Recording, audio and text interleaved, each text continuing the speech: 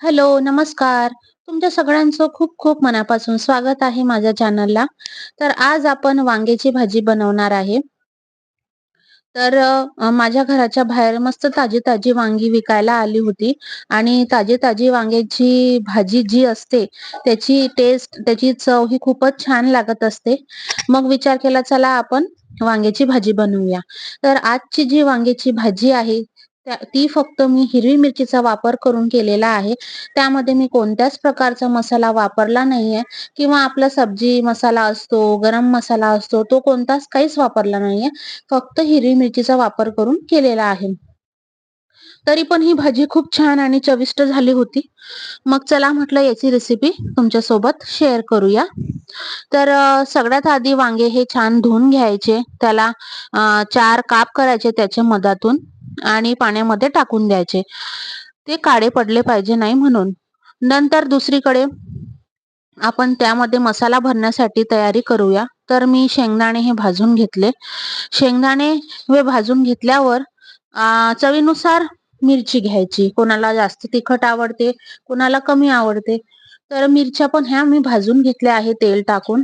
नंतर त्यामध्ये अ, अद्रकचे तुकडे, लसणाच्या पाकळ्या, कोथिंबीर हे सगळं आपण मिक्सरच्या भांड्यामध्ये काढून घ्यायचं आहे आणि याची पेस्ट तयार करून घ्यायची आहे.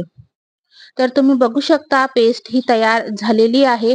एकदम बारीक पेस्ट तयार करून घ्यायची आणि त्या पाणी नाही टाकायचं त्यामध्ये. तर हे जे सगळं पेस्ट आहे, ह्या एका प्लेटमध्ये काढून घ्यायचं. काढून घेतल्यानंतर त्यामध्ये मी मीठ घातलं. मीठ हे आपण मिक्सरच्या भांड्यामध्ये गोळा जेव्हा आपण बारीक करतो मसाला तेव्हा घातलं असलं तरी चालत होतं, पण मी विसरली होती म्हणून मी नंतर घालत आहे. नंतर हा जो मसाला तयार झालेला आहे, हा आपण वांग्यामध्ये भरूया. तर एक-एक करून मस्त असा छान असा हा मसाला वांग्यांमध्ये भरून घ्यायचा. वांगे हे जास्त मोठे पण नाही आणि लहान पण नाहीये. तर असं दाबून-दाबून दोन्ही चारी साइडनी हा मसाला भरून घ्यायचा. तर अशा पद्धतीने सगळे आपण वांगी जे आहे त्यामध्ये पण मसाला भरून घेऊया आणि थोडा जो मसाला बाकी आहे तो आपण वांगी तेलामध्ये सोडल्यावर त्यावरतून घालणार आहे. तर अशा पद्धतीने सगळ्याच वांग्यांमध्ये मी मसाला भरून घेतलेला आहे आणि तो उरलेला थोडा बाजूला मसाला ठेवलेला आहे. नंतर कढईमध्ये तेल गरम झालेलं होतं. त्यामध्ये मी मोहरी टाकली. जिरं आपण गोळ्यामध्ये घेतलंच होतं. तेलामध्ये टाकलं तरी चालते. नंतर हळद घालायची त्यामध्ये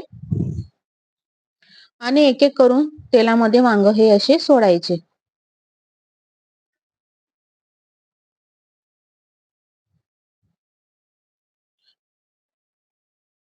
तेलामध्ये हे वांगे सोडल्यानंतर झाकण ठेवून द्यायचं.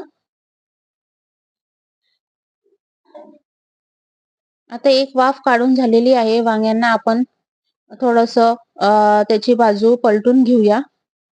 तुम्ही बघू शकता किती छान असं एक साइड झालेली आहे त्या वांग्यांची. तर अलगद असं पलटून घेऊया कारण की त्यातला मसाला निघू शकतो बाहेर.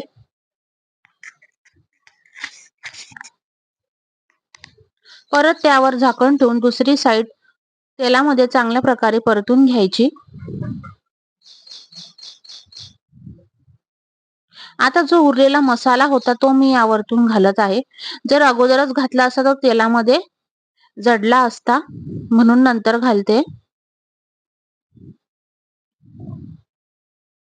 नंतर मी तेच पाणी घातलं ज्यामध्ये मिक्सरच्या भांड्यामध्ये मिक्सरचं भांडं हे धुवून घेतलं आणि अ, वरतून थोडंसं पाणी घातलं आणि झाकण ठेवून दिलं.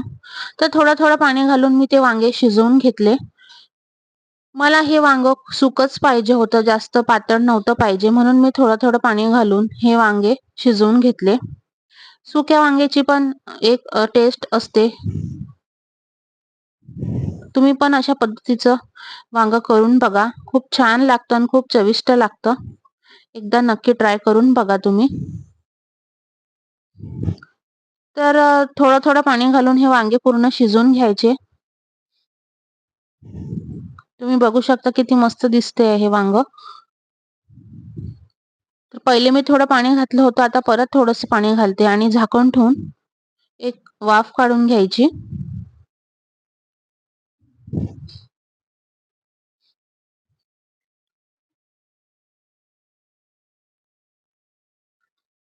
आता हे वांगे पूर्णपणे शिजलेले आहेत.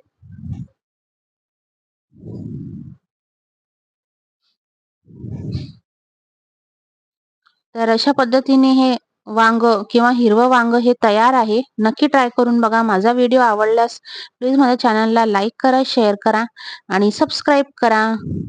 Thank you. धन्यवाद. Bye bye.